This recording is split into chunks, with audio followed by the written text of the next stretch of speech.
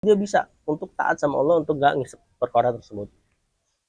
Kemudian yang terakhir juga wal bukhl, sifat yang dibersihkan di bulan Ramadan adalah sifat pelit.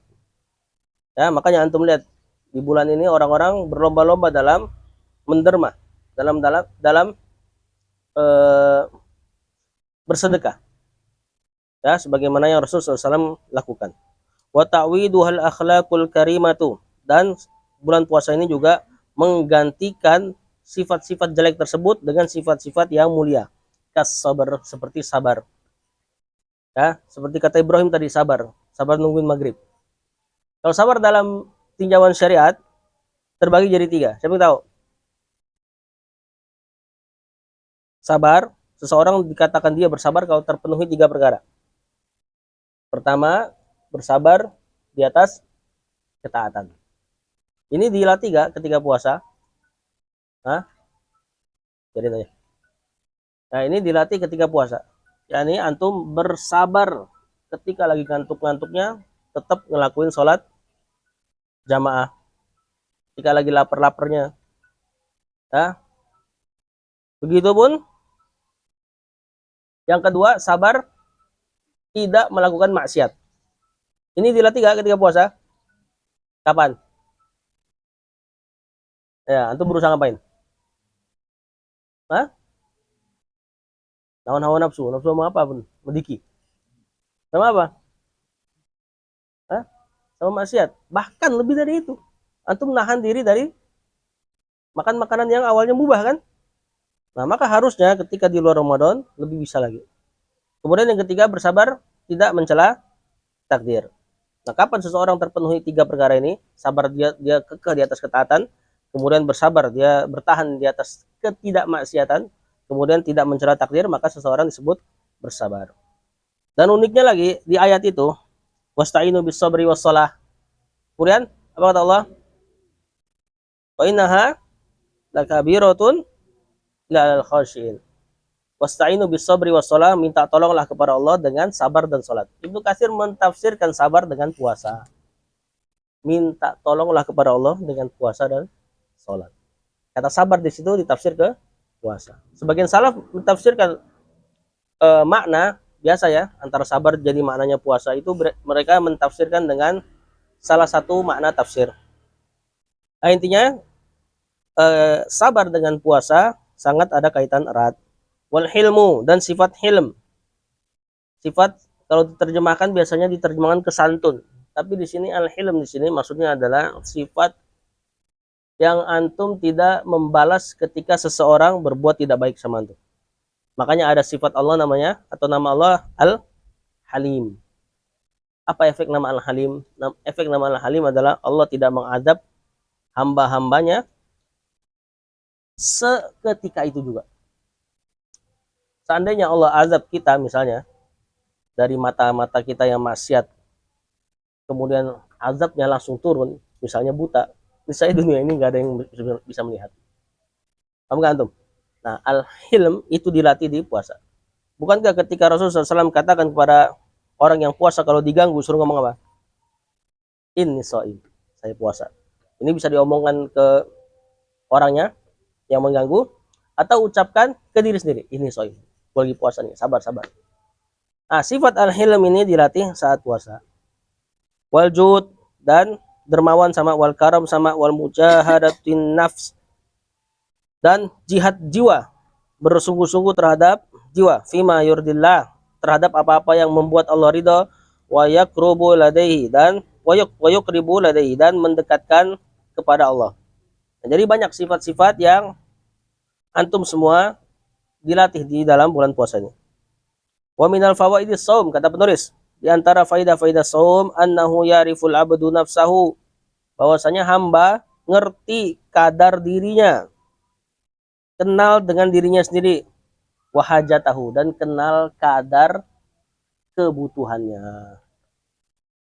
Ya. Ini di puasa ini nih, antum baru nyadar ketika jam 5, jam setengah 6 pengen makan semuanya kan? Rasanya pengen dimakan semuanya tuh yang ada tuh. Pas maghrib ternyata cuma minum beberapa teguk, lontong 1, selesai. Langsung kenyang seketika. Nah, dari sini antum tahu sebenarnya antum nggak butuh-butuh banget terhadap makanan yang banyak. Kalau tadi yang pertama nggak butuh banget terhadap makanan atau minuman yang mewah. Kalau jenis dari kuantitasnya, antum nggak butuh-butuh banget terhadap makanan atau minuman yang banyak.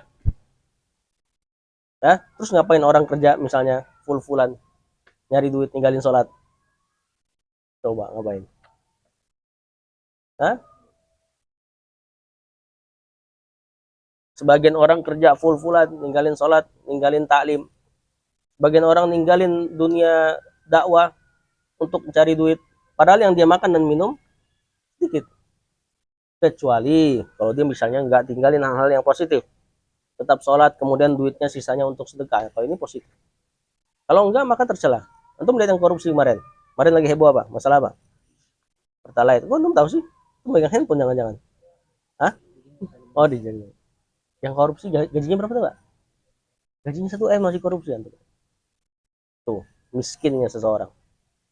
Kaya gak dia? Dalam tinjauan mata secara zohir, kaya. Miskinnya di mana? Maka beruntung orang-orang yang dekat sama Al-Quran, dekat sama ilmu, tahu di hakikat kehidupan. Ya, ketika puasa dia belajar. Jangan-jangan puasa juga tuh yang korupsi tersebut. Coba belajar gak dia dari puasanya? Kenapa dia harus sampai korupsi sebanyak itu? Kemudian wadok fahu, seseorang mengetahui kelemahannya, wa faqrahu, kebutuhannya li rabbih, kepada Rabbnya, wa yadhkuruhu bi azimi ni'amillahi alaihi, dan akhirnya dia mengingat dengan besarnya nikmat-nikmat Allah kepadanya. Nikmat-nikmat sebutir nasi yang ditungguin supaya cepat maghrib pengen dimakan tuh sebutir nasi. Yang antum buang-buang tuh kalau di bulan Ramadan. Ya kan? Baru keinget ternyata kita rinduin loh sekarang. Pas di luar Ramadan dibuang-buang. Antum tahu sebutir nasi itu kalau antum renungin perjalanannya dari mana dia? Dari padi. Berapa bulan? 6 bulan. Itu yang nanamnya aja kayak apa tahu? Panas-panasan, lumpur-lumpuran, sampai 6 bulan di tangan petani, diolah lagi. Diapain lagi? Anda nggak tahu. Nah, yang disebiak-sebiakin tuh. Kemudian sampai ke pengepul sampai ke pasar. Ke pasar orang tua antum beli, atau kalau di sini suatu saat antum belikan. Kemudian masak. Itu udah berapa bulan tuh? Masaknya aja 6 bulan, nanamnya aja 6 bulan ya. Di luar itu udah sampai berapa lama itu? Masaknya masih setengah jam. Setengah jam ditungguin lagi halako nggak fokus ya kan, nungguin nasi. Pas udah jadi dibuang sebagian. Antum coba renung ini. Nah, ini dipelajari di dalam Ramadan. Ketika antum nungguin dia, harusnya inget dong, ini dulu yang gue buang nih gitu loh. Ya, banyak sikap-sikap bagus yang antum bisa pelajari di Ramadan bagi orang yang mau pelajari. Kemudian kata penulis, wa yadhkuruhu aidan bihajati ikhwanihi, dan juga dia mengingat dengan hajat saudaranya al-fuqara, yang miskin-miskin. Fayajibu lahu dzalika syukrallahi subhanahu, maka dengannya ia terwajibkan untuk bersyukur kepada Allah. Makanya ini bulan di mana orang-orang kaya bisa ngerasain lapar. Ya kan? Setelah sebelumnya dia mungkin merasa tercukupi. Hari ini pun mungkin tercukupi, dia punya duit tapi dia taat sama Allah, menahan laparnya, maka dia sama keadaannya seperti orang miskin. Lihat apa nggak lembut jiwa nih kalau orang merenungi apa yang ada dalam Ramadan ini. Dan juga antum yang antum disuruh puasa Senin Kamis, apa tujuannya? Disiplin enggak? Kalau dalam hadis apa? Ya syabab, wahai para pemuda, kata Rasulullah SAW. Man istata'a minkumul ba'ah, kalau kalian punya kekuatan, falyatazawwaj, maka nikahlah. Kemudian kata Rasulullah SAW, fa innahu aghaddu lil basar, menikah lebih menundukkan pandangan, wa ahsanu lil farj, dan lebih menjaga kemaluan. Wa man lam yastati, kalau nggak mampu menikah, fa alaihi bisawm, maka wajib puasa. Maka hendaknya dia berpuasa. Puasa apa nih? Hadis ini puasa sunnah. Mau Senin Kamis ke, mau Daud ke, mau Ayamul Bid ke, intinya suruh ngapain? Menekan hawa nafsu. Ya apalagi di bulan Ramadan. Ya, di bulan Ramadan lebih-lebih lagi ditekankan. Toh puasa sunnah aja lumayan menekan hawa nafsu. Ya, di bulan Ramadan lebih-lebih lagi. Ya, jadi nggak ada ceritanya nih, antum pas bulan Ramadan, pas tarawih malah membidik-bidik, mengeker-ngeker, mana nih perempuan-perempuan yang gak pernah nongol di komplek, akhirnya nongol sekarang. Ya, orang nafsuan itu pun harusnya udah ditekan di situ. Nah, apalagi Idul Fitri kan keluar semua tuh. Golden game-nya. Golden game apa? Mutiara tersembunyinya tuh. Ya, harusnya nggak perlu seperti itu. Nah, kemudian lagi, antum perhatikan, di antara semua sifat-sifat tadi apa? Nggak boros. Apalagi tadi yang kita ambil? Sabar. Tidak bator. Tidak bator. Tuh, tidak sombong. Apalagi? Hilm. Santun tadi, yang nggak balas. Kemudian tadi, syahwat, ditahan. Apalagi? Pelit. Apalagi?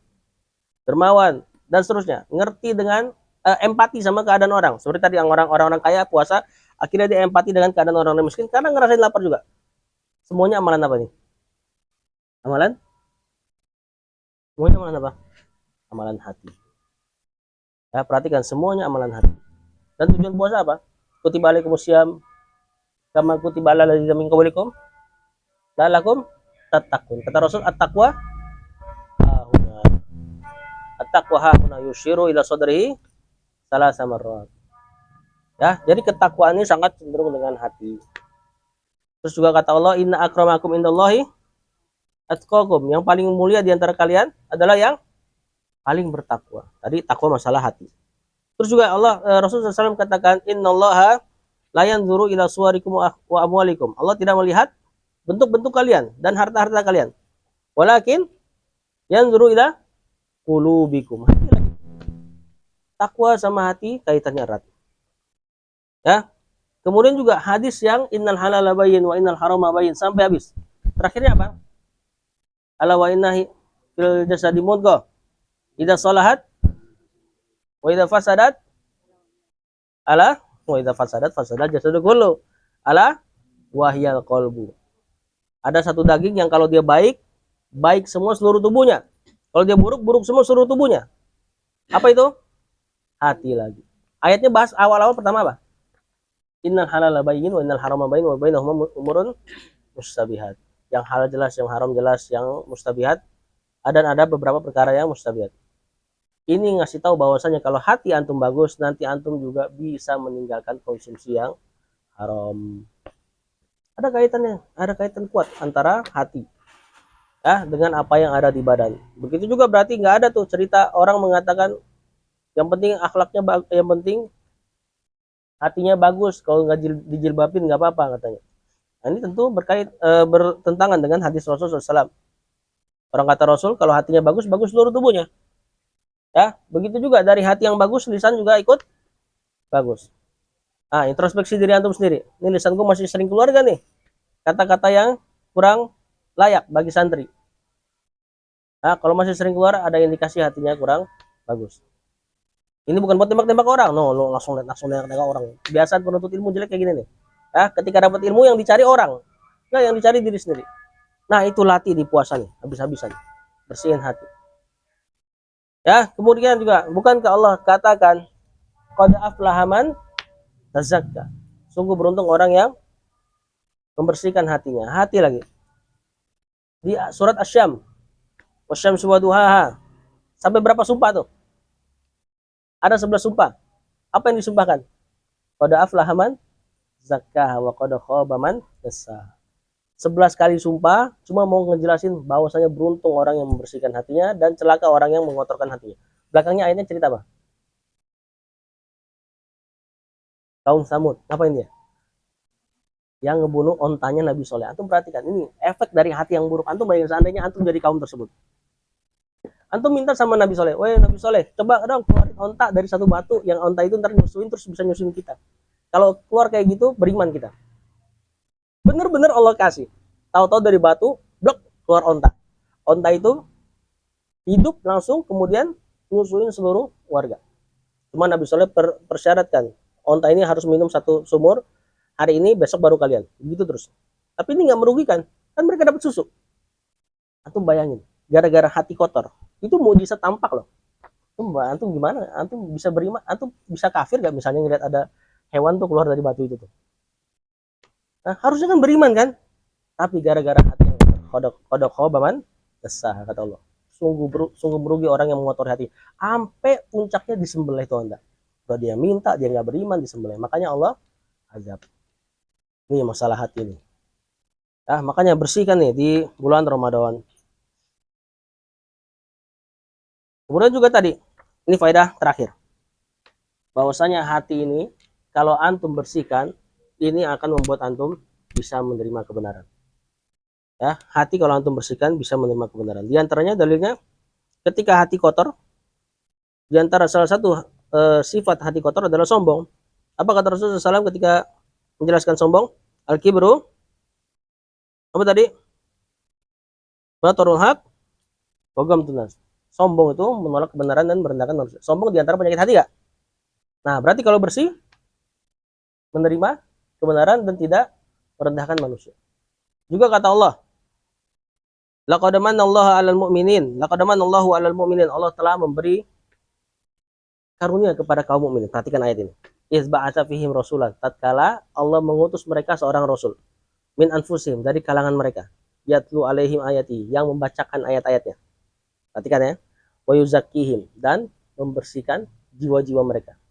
Tugasnya rasul, kata Allah, membacakan ayat-ayat mereka, ayat-ayat Allah, membersihkan hati-hatinya, wa yu'allimuhumul kitab wal hikmah, dan mengajarkan Alkitab dan hikmah. Apa nih?